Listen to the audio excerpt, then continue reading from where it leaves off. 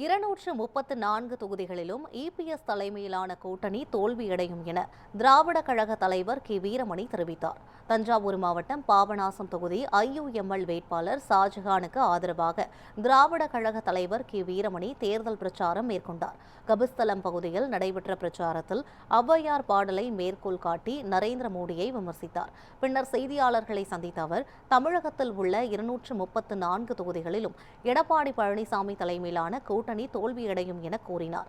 ஸ்டாலின் தலைமையிலான திமுக கூட்டணி வெற்றி பெறும் என்று தெரிவித்தார். மேலும் ஏணி சின்னத்திற்கு வாக்களித்து வேட்பாளர் ஷாஜஹானை வெற்றி பெற செய்யுமாறு பொதுமக்களிடம் கேட்டுக்கொண்டார்.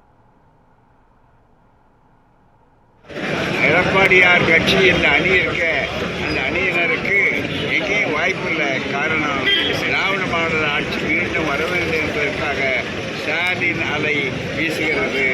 மக்கள் முடிவு செய்து விட்டார்கள். குறிப்பாக மகளிர் எல்லா விதமான அந்த அனுபவங்களையும் பெற்ற காரணத்தால் முகமலர்ச்சியோடு மீண்டும் ஸ்டாலின் ஆட்சிதான் என்பதை தெளிவாக இருக்கிறார்கள்.